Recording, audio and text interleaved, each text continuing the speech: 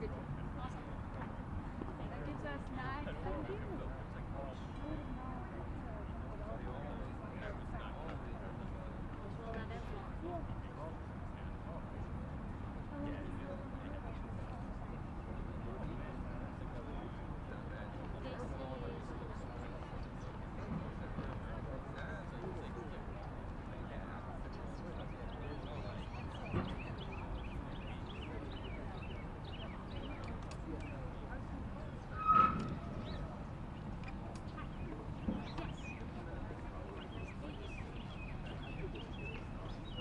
No, I remember thinking like.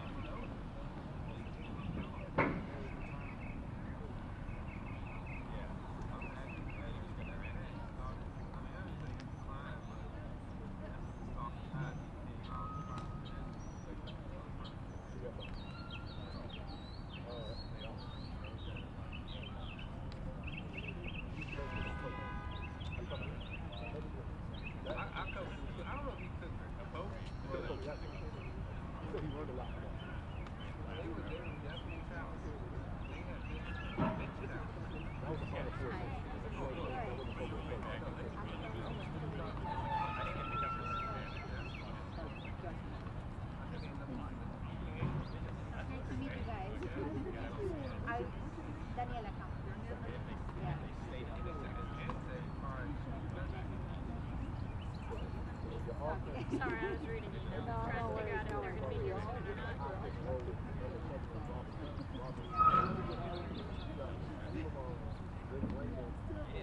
I've heard people say Dems.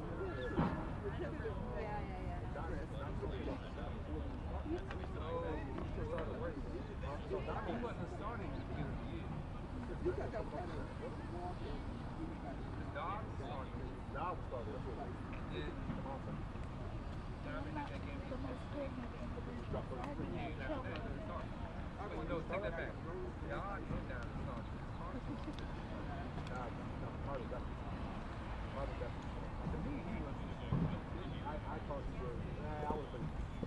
Melo was the best player. Carter had the best player. Yeah. Definitely the most versatile. He can't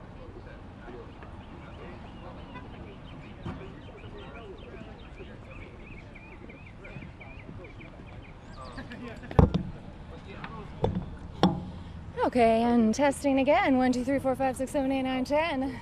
I'm getting real good at counting. Testing 1, 2, 3, 4, 5, 6, 7, 8, 9, 10. Testing 1, 2, 3, 4, 5, 6, 7, 8, 9, 10. Ooh, the sun went away, so now it's lovely outside. I'll take it. I'll take it. That is so good. Okay.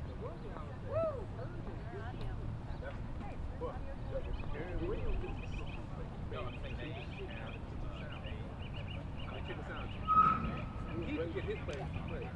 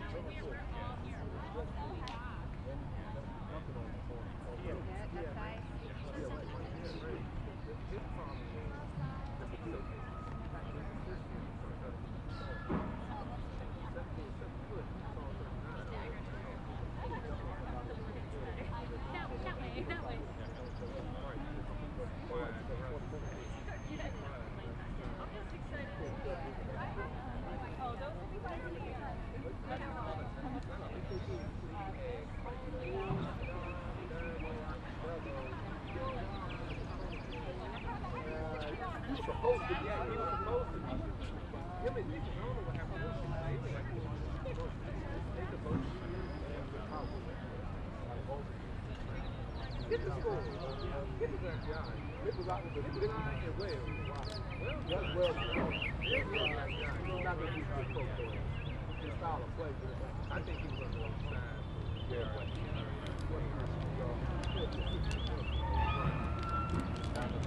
don't think he's all of it.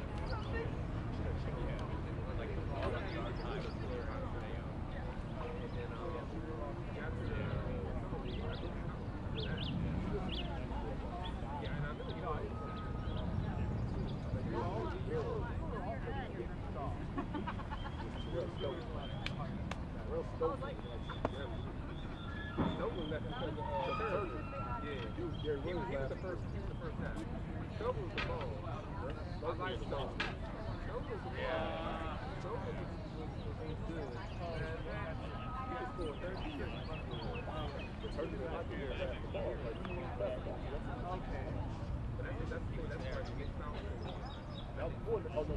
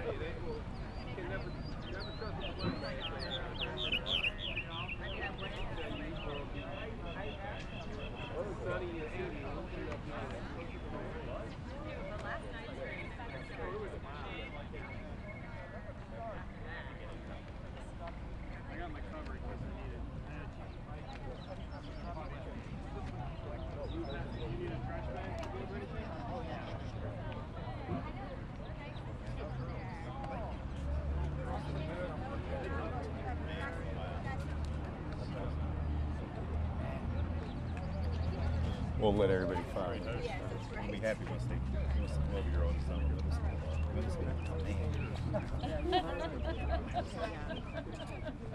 just started that. It was a sixth grade.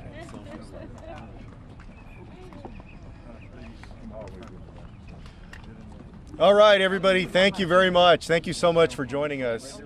I'm Joaquin Castro. I proudly represent San Antonio, Texas in the United States House of Representatives. And I'm joined, as you can see, by many of my Texas Democratic colleagues from the House of Representatives who are, I think several of them at least, are going to speak today. And we are very proud and glad to welcome the state representatives and state senators, Democrats from Texas, who fought the Republican voter suppression bill, SB 7 in Texas, and helped beat back voter suppression across the country by highlighting the fact that Republicans really no longer try to win elections with ideas or good governance. They're trying to win elections by keeping people from voting. And that's what we saw in Texas. And it was also a stark reminder of the job that's left to be done in Congress in passing H.R. 1 and H.R. 4 through the Senate and getting those bills to the president's desk. As I said before, this is a now or never moment for American democracy. Either we're going to protect people's right to vote and protect the rule of law in our democracy, or we're going to concede it to people like Donald Trump and others who would run all over the American people and strip people of their right to vote. And so we're excited to have the Texas Democrats here. As y'all know, those of you that have been following their movements today know that they met with Chuck Schumer, the majority leader. They also were part of the Senate Democratic Lunch. They had a meeting with Speaker Pelosi and members of the Texas Democratic Delegation, and they'll talk about those meetings and what came out of them. But for now, let me introduce my colleague from Fort Worth, Mark Vesey, Congressman Mark Vesey. Joaquin, thank you very much. I'm Mark Vesey, Congressman for the 33rd Congressional District in Fort Worth and Dallas. And want to thank my colleagues for being here today, and want to thank my former colleagues that are here from the Texas Legislature. that had the courage to stand up and fight this really bad voter suppression bill. Several Congresses ago, I started the Congressional Voting Rights Caucus, and I chair the Congressional Voting Rights Caucus because I knew that this day would come, that we would face perhaps the worst setback of voting rights that we've seen since the 1960s, before the Voting Rights Act was passed, and that it would start in Texas, and that most of the suppression, the really hard stuff, will be coming right out of the Lone Star State. I think it's an embarrassment and it's a disgrace, and I think that's really why the people that are standing behind me and beside me today are really heroes, because they're helping save democracy for black and brown people all across our state. And when you look at redistricting, for instance, and you look at who's been fueling the growth in the state of Texas, it has been people that are brown and black and Asian. But yet the Republicans want to continue to draw all of the seats for themselves on the backs of the voters that we represent.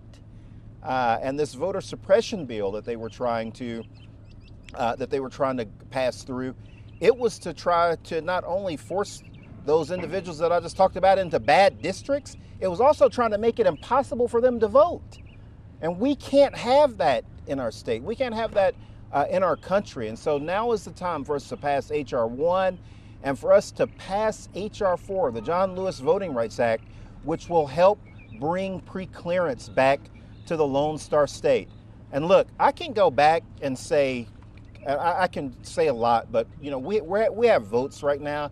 But for the people that are making up Texas today, making up the growth in Texas today, this bill silences their voice. This bill that these brave legislators are trying to stop from happening, it silences their voice, and we need to help them on Capitol Hill. They need federal protection right now before it's too late. And I'm going to turn it over to Chris Turner from. I'm going to turn it over to Speaker Nancy Pelosi and ask Madam Speaker to come up. Thank you very much. Thank you. I came to hear Chris and Senator Alvarado, and I'm honored to be here with these American patriots. With their courage and their action, they have supported our democracy. I wrote to my colleagues yesterday in the House and to say that the clock was ticking on our democracy when it came to the sanctity of the vote. I thank Congressman Vesey and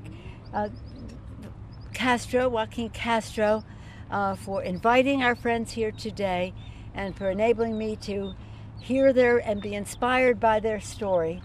The whole country was inspired when it took place, but to hear the particulars of it and to be able to congratulate them.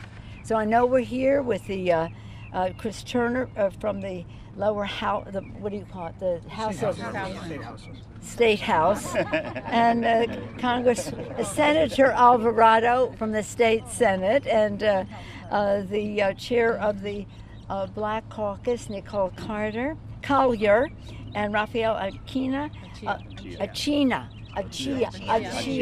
Rafael Achia, the chair of the Mexican American Caucus, correct? But all of them, each and every one of them, have been champions for our democracy. Yvonne, where's Yvonne? Yvonne led the charge, right? That's what they say.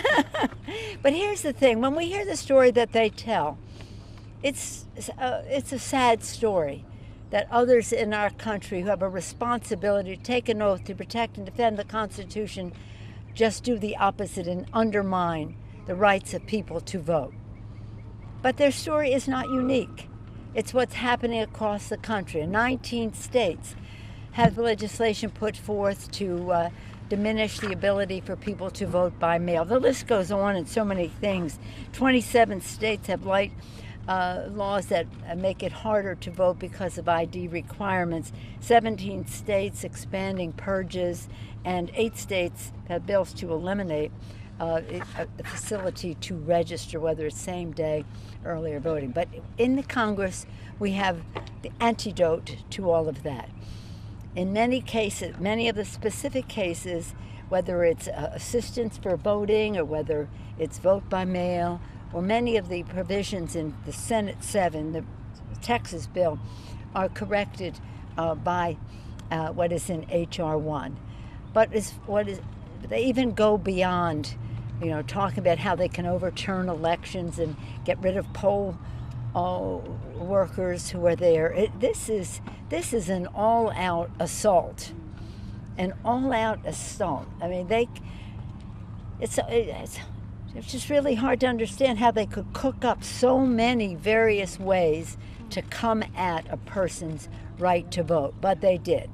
And in H.R. 1, we have a correction for most of that, but not all. And then in H.R. 4, we go even further. And when that bill is ready, because it must withstand the constitutional review in an ironclad way, because that Supreme Court was not friendly to the Voting Rights Act when it passed the Shelby decision. And so we have to be even stronger in how we do H.R. 4. So that will take a few more weeks before we can get around to that bill. In the meantime, H.R. 1 has protections in it that are very important for Texas, and even some protections in lieu of the pre-clearance legislation that we'll have in H.R. 4, more than you maybe want to hear about right now, but all of which very important. When you think of the vision that our founders had about a democracy, when you think of what our men and women in uniform do to protect our freedom, when you think of what we owe our children as they go into the future for this democracy, you know that we cannot rest until we get the job done. And in this fight, we have our country has not been better served by the courage than by the courage of our friends from Texas. Their visit to the Capitol brings honor to the Capitol. I'm pleased to welcome them and thank them for their courage and for their patriotism. With that, now I yield to the distinguished Chris Turner from where's Chris? He's right behind you. Where's Chris? Thank you. There you are, Chris. I'll change places. Thank you, Madam Speaker. Thank you. Thank you very much, Speaker Pelosi, for welcoming us and for your very kind words and for your leadership for our nation in standing up for democracy. You've been doing that your entire career, and we all owe you a debt of gratitude, so thank you. And thank you to our outstanding Texas Congressional Delegation, Congressman Castro and Congressman Vesey, who you've already heard from, and all the members of Congress who are here, who fight hard for our state and for our nation every single day. We thank all of you. And I'm so proud to be with my colleagues from the House and the Senate. It's the 80 Democrats in the House and the Senate who stood shoulder to shoulder and fought all session long against a host of divisive Republican policies, the worst of which was this vote suppression bill that became SB 7. And I think our message up here today is pretty simple. We thank the U.S. House of Representatives under Speaker Pelosi's leadership for passing H.R. 1. We thank the Senate Democrats who are determined to get it passed as well. We thank President Biden and Vice President Harris for their leadership. And we need their help now, because the Republican attempt to suppress the vote in Texas, and we see it playing out across the country, is not going to stop. It is a diabolical attempt to make it harder for American citizens to cast a ballot in an election. And it is wrong. It is undemocratic. It is anathema to what our country is supposed to be based upon, the bedrock principle of one person, one vote. And Republicans will stop at nothing. And we know this in Texas. Our Republican leadership is determined to make it harder to vote. They have done it repeatedly over the last decades through suppressive voter laws in the past, through discriminatory redistricting plans. And we need Congress and the President to pass and enact into law H.R. 1 and H.R. 4 to finally put an end to this, so all Americans and all Texans have an equal opportunity to participate in our nation's democracy. That's our message, and we are here to offer our help in any way we can to spread that message and to encourage our federal partners to get this done as soon as possible. And I think I'm going to turn it over now to my counterpart in the state Senate, the chair of the Senate Democratic Caucus from Houston, Senator Carol Alvarado. Thank you, Chris, and thank you to Congressman Vesey and Castro, our former members in the Tex Leg, and to all of our members of the Texas delegation. Look, what we've seen in Texas has been the most divisive, most partisan, mean-spirited piece of legislation that we have seen, I think, in our lifetime. It is a solution in search of a problem. It is a Congressman Green, you know this saying, it's a well-dressed lie chased by the naked truth, okay? Because there is no fraud. But what we witnessed with the development of this bill, the way it left the Senate, then went to the House, and then went to conference, it went from a 71-page bill to a 226-page committee report with provisions in there that were in neither bill from either chamber. This was done in a most non-transparent way. It was done without any input from Democrats in the Senate. In the House, there was some limited participation. But as far as the Senate goes, it was done without any. We are seeing an attack on voting rights when it comes to communities of color, Latinos, African Americans, and Asians, women, the disabled, and the elderly. Being from Harris County, we know that Harris County was one of the major reasons for this bill because our local officials came up with a safe way for people to vote during the pandemic. Drive-through voting brought a record number of people, and we had over 53% of Latinos and African Americans and Asians that used that mechanism to vote. We had 24-hour voting that brought out 10,000 people to vote. And of that, 56% were of people of color, 60% women. So that's what we're talking about here. It's a slap in the face. It's about as blatant as you can get. And what our ask here today is that we need legislation passed in the Congress. We thank our members here who have done their part and for what the members in the Senate are hoping to do. Thank you. Thank you, Senator Alvarado. Next, I'd like to call on Representative Nicole Collier. Say Representative Nicole Collier. Thank you so much. I appreciate the recognitions for all the members of Congress that are here. Madam Speaker Pelosi, thank you so much. You know, we came here because the future of Texas voting depends on action from Congress. We are grateful for the measures that have been filed, that are being pushed by the legislature. But as chair of the Texas Legislative Black Caucus, I can tell you our members know too well the assault that has been placed upon our community. We know when they talk about preserving the purity of the ballot box, we know exactly what they're talking about.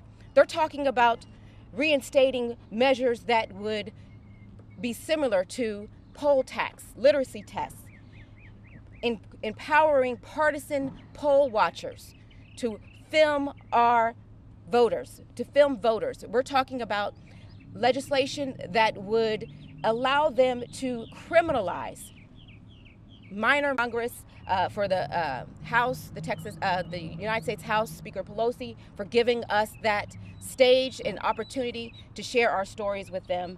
And so we will continue. We will continue to press on, and we have hope. We have hope that they will take action before they finalize that assault on our rights. So thank you again. We're grateful to be here, and we will continue to push and fight to preserve the rights of our constituency. Thank you.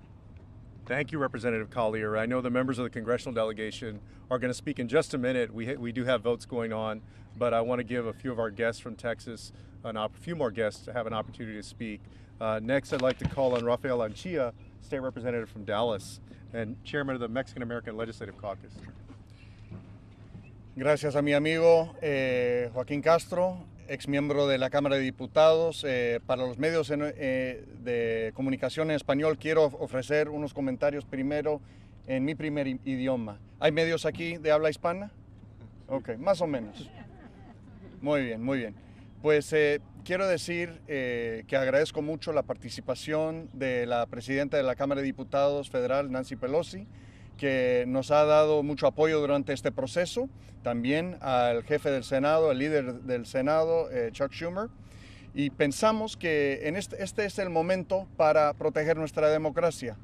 Le quiero ofrecer un contexto breve de mi situación personal.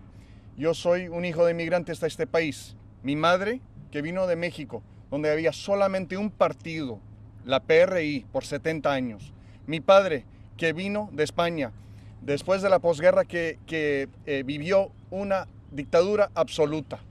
Así es que en mi familia, cuando nosotros estamos viendo lo que está ocurriendo en Estados Unidos, tememos mucho por el futuro de este país si no actuamos actualmente.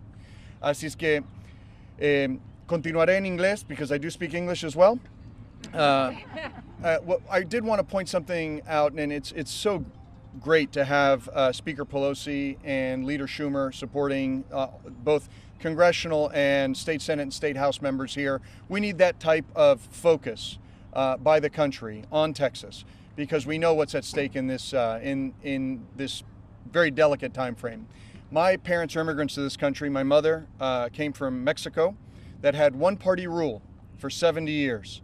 They did not have free and fair elections for a long, long time.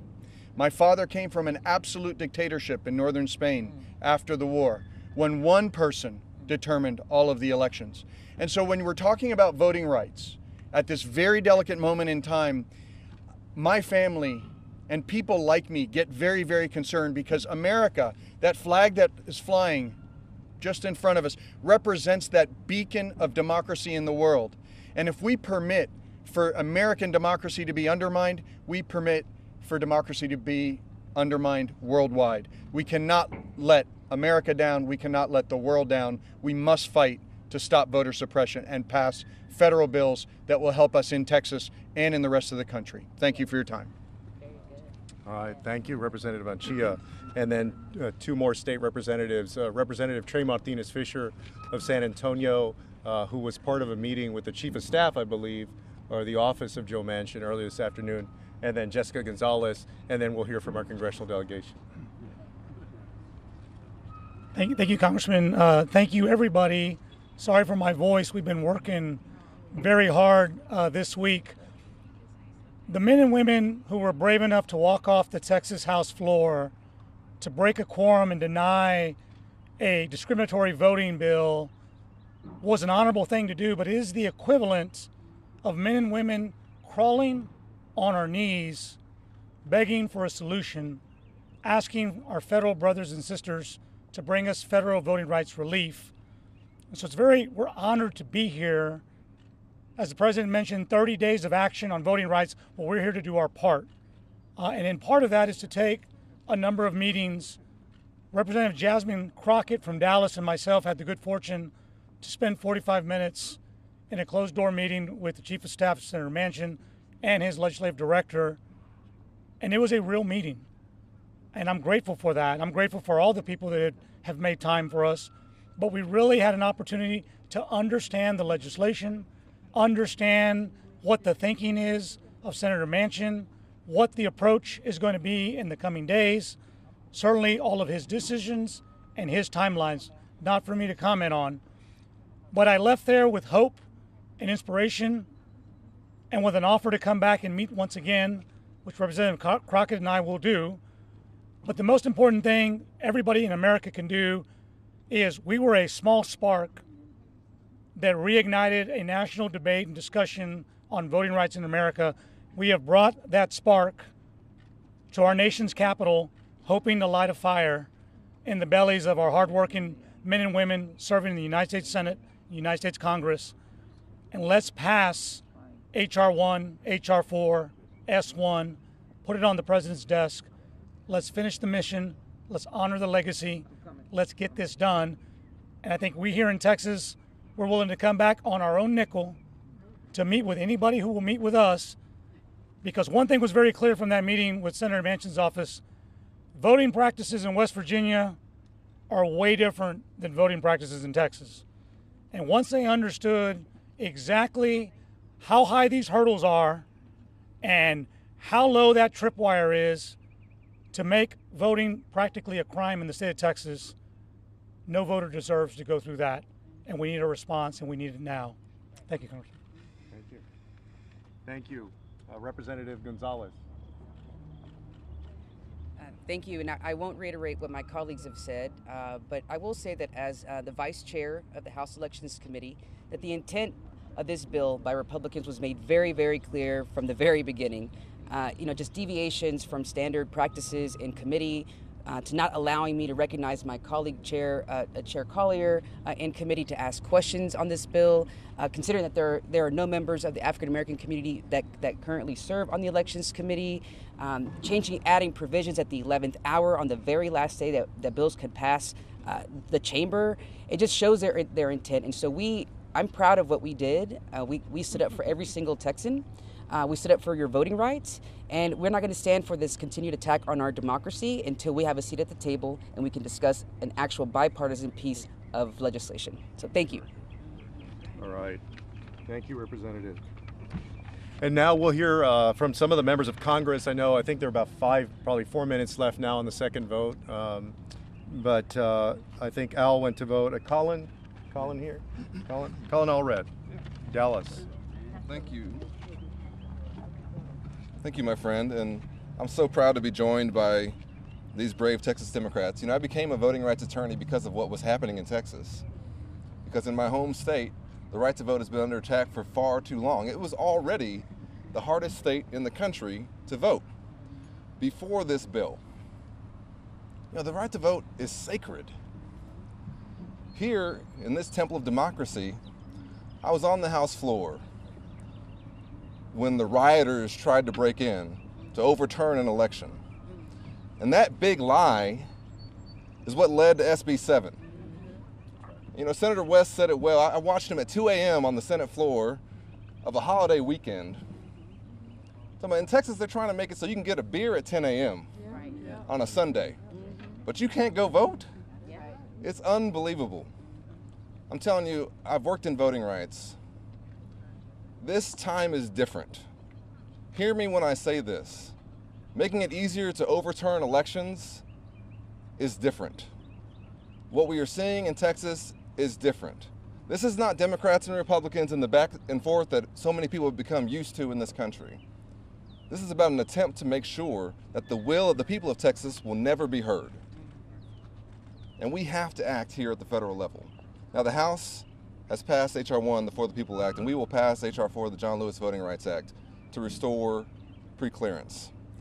We have to have the support of the United States Senate. These folks showed us what's possible when you throw out whatever the rule book may be, because you know what's right. We can't allow a Senate rule to stand in the way of our democracy. And I just want to say thank you to these Texas Democrats for their bravery. Thank you for being here and highlighting this issue. We are all in your debt, and we can all learn something from your leadership. And with that, I'll turn it over to my colleague, Ms. Jackson Lee. I'm going to go vote real quick. Here's the list of the main speakers. I'll be back. Let me thank my good friends, Congressman Castro and Congressman Veazey, and I know that my other colleagues will come back. To this state delegation, I will be very pointed. What you stood in opposition to was Jim Crowism returning its ugly head. For those of us who know the leaders that are no longer with us, like Barbara Jordan, who created the Section 5 opportunity for the state of Texas through the language provision, we realize what we have gone through. So take a ride with me down memory lane and realize that when Dr. King moved the signature of Lyndon Baines Johnson, it was because they were willing to march from Selma to Montgomery. They were willing to be brutalized. And yes, as John Lewis, my late dear friend, said, he shed a little blood on that bridge. On May 31st, May 30th, you shed a little blood. And we should never ignore it. And the papers and those throughout the state of Texas has to realize that nonviolently, even though this citadel of democracy was attacked violently by those soaking in the big lie and advocating for untruth across America, our brave Democratic state legislators never wavered, never gave up, and never gave in, and never gave out. We, as members of the United States Congress, even though our voice is a little raspy, must step down. We must step to the right and the left. It is not a partisan issue, but it's a Jim Crow issue. It is an issue where those of color were denied. And I close on this. When the first voter ID law was enacted in Texas, there were at least 8 counties where there was no Department of Public Safety office for Hispanics to even go and vote, most of them Hispanic counties. And so we know what the intent is.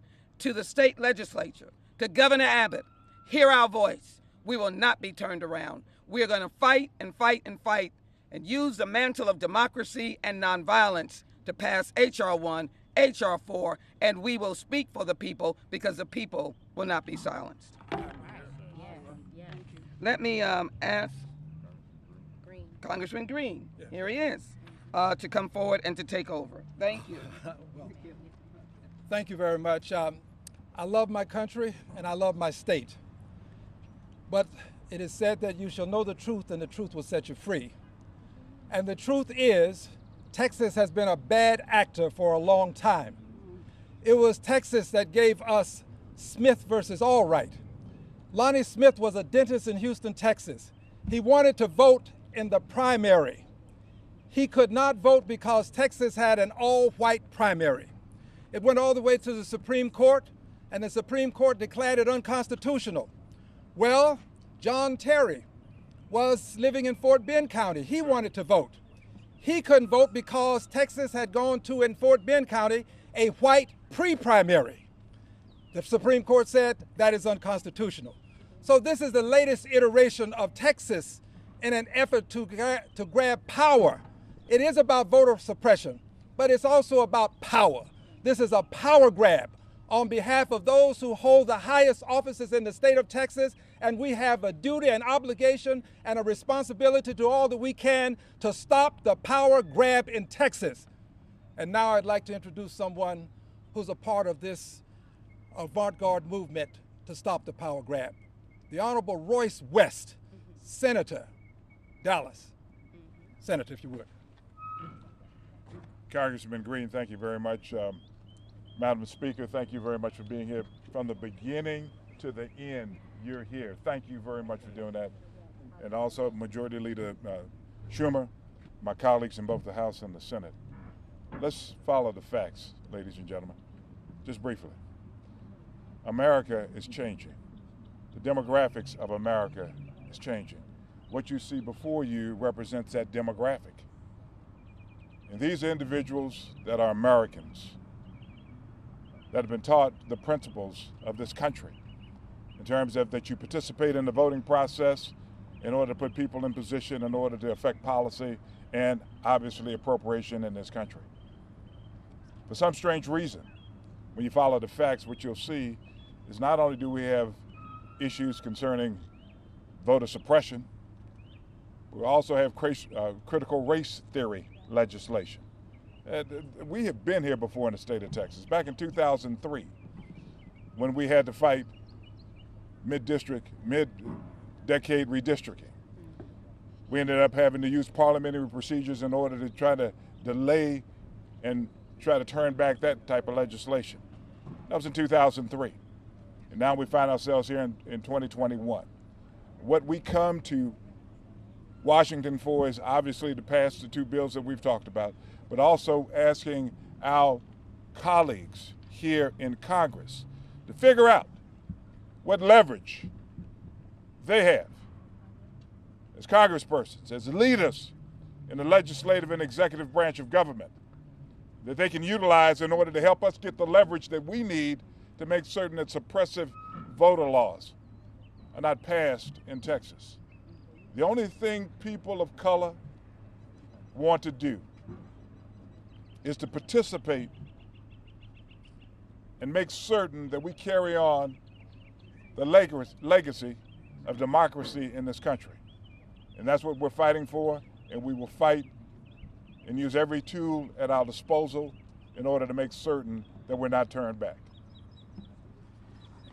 It's now my honor to bring another member from the House of Representatives, the Honorable Lloyd Doggett, who knows what this is all about because he's been through it on many occasions and has had the opportunity to represent a district that has been drawn in many different ways.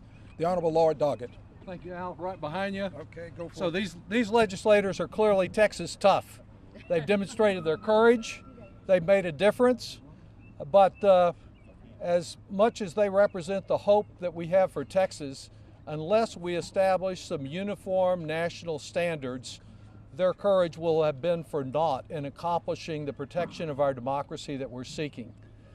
I think it's time to get down and look at the provisions of the For the People Act. Many good provisions, I support them, but to identify those that deal directly with voter suppression of the type that is going on in Texas today, and the issue of political gerrymandering, of which I have some experience, and to center on those. And if there's only one bill that this Congress can pass in this session, the one and most important one is dealing with those issues, political gerrymandering and voter suppression, because the future of our democracy is at stake, as these legislators have indicated. We need to back them up. We need to get to the core of the bill and pass it as soon as possible, because the longer it is delayed, the more likely that some Texas Republican federal judge will say we're interfering in the election and try to put it off to another day. We need action now. We need it in the Senate now. Hopefully the presence of these great, courageous legislators will help us get there. Thank you. Next person you're going to hear from is Lizzie Fletcher from Houston. Great, thanks. Well, thank you so much, Congressman VC, for bringing us together. I'm delighted to be here with you and to be here with these incredible representatives from the Texas Legislature who have come up here to show us in Washington how critical it is that we do everything we can to protect the right to vote for people in Texas and for people across the country. And I'm proud to stand here with them. I'm proud to stand here with my colleagues to say that we are unified. We are a coalition of people from across the state who are going to do everything we can to protect the rights of Texans and all Americans. And the thing is, I had the great privilege when I was a candidate in 2018 to bring Congressman John Lewis to my district in Houston. And the outpouring of people who showed up to meet us everywhere we went demonstrated the importance and also the length of this battle. And it's why I was so proud to be a co-sponsor of the John Lewis Voting Rights Act, H.R. 4, and of H.R. 1, the For the People Act. And it's why it's more critical now than ever that we pass those bills, that we continue the work that so many people have fought so hard for so long.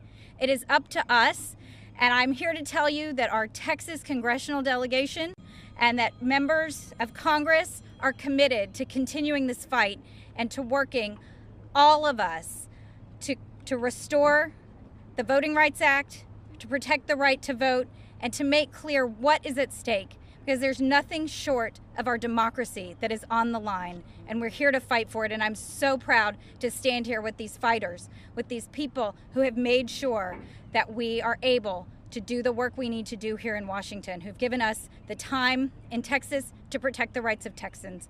That's what we're all here to do, and I'm proud to be a part of this coalition. Thank you. Representative Fletcher, thank you very much. That is the last speaker, but and you probably just heard the bill. They've just called the third vote. Are there? We have time for a couple of questions. Did y'all have a couple of questions you want to ask? Yeah, Congressman, it's for you and for anybody from the Texas delegation. Okay, please state your. Ryan Nobles from CNN. Thank you. You know, Senator Manchin is clearly the most important player in this, at least from the Democratic perspective. He said that he doesn't support H.R. 1. He's unwilling to move ahead with the filibuster. This group didn't even get an audience with him today. He wasn't in the Democratic conference meeting.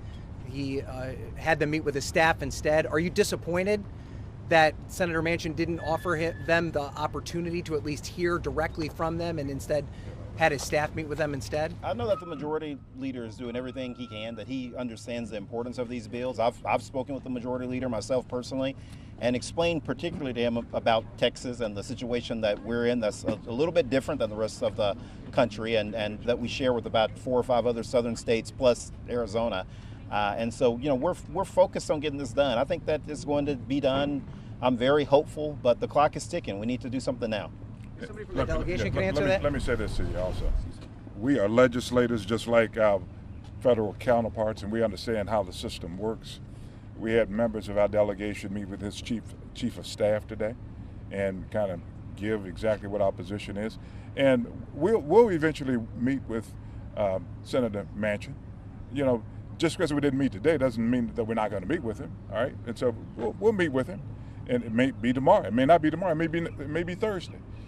But we will meet with him so he can make certain that he understands, once he's adequately briefed by his chief of staff, of some of the issues that we have and the comparison between his state and our state.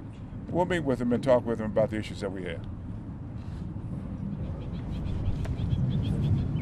Emily Brooks, Washington Examiner. Is this conversation that you're having with with the delegation with members of Congress ultimately just about ending the filibuster? If you're trying to get this bill across the line as soon as possible, and if not, are you talking with any Republicans?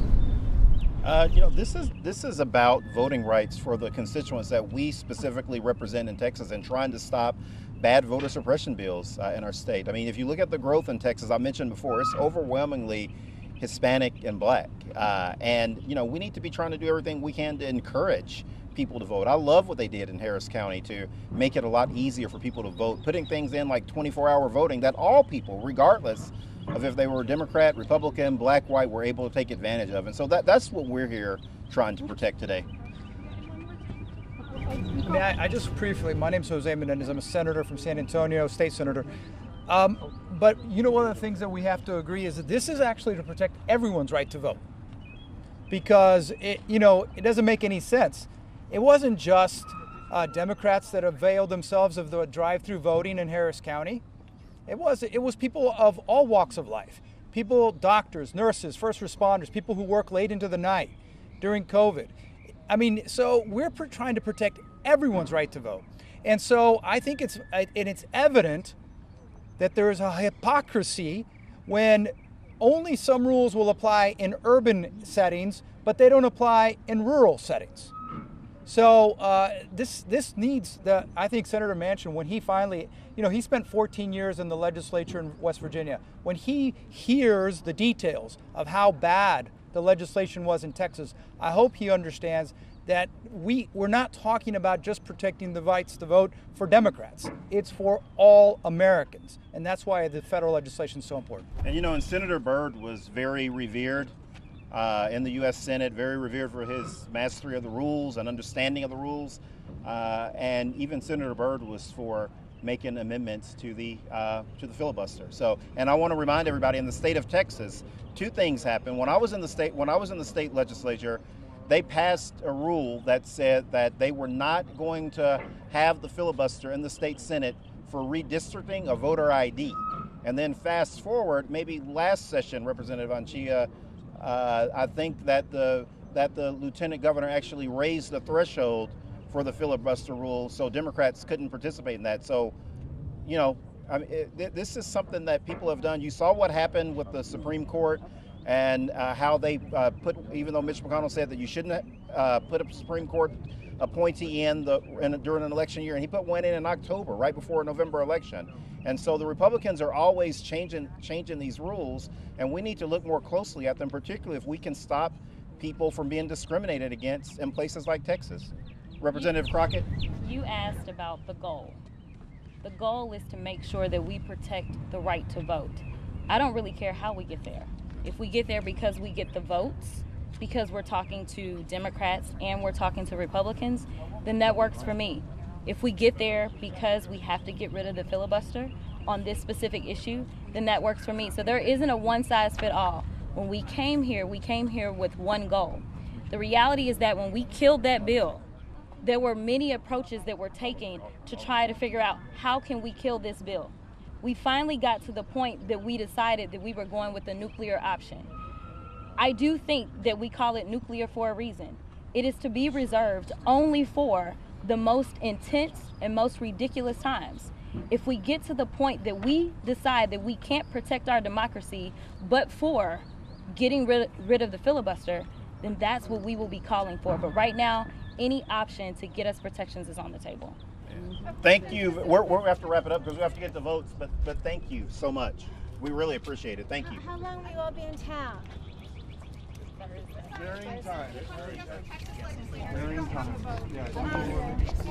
You guys made and went through extraordinary measures to prevent restrictive voting laws to pass. You did, as you said, a nuclear option, everything you could to stop it from happening. Do you feel like your federal Democratic partners here in D.C. are doing just as much? Are they doing everything they can? Absolutely. And they have given us a lot of time. I mean, we've spent a lot of time with the Speaker today, and for her to be here, leave, come back, she has been very supportive. So has our Majority Leader, Chuck Schumer. Some of us have had 2 meetings with him today. So everybody has been extremely supportive and accessible. And one more follow-up. The other senator that wasn't at that lunch today was Senator Sinema. Are there any conversations about approaching her and seeing if she can jump on board with this? Yeah, we're talking to everybody. We're trying to reach out to everybody. Yes. Thank you. Thank you. Great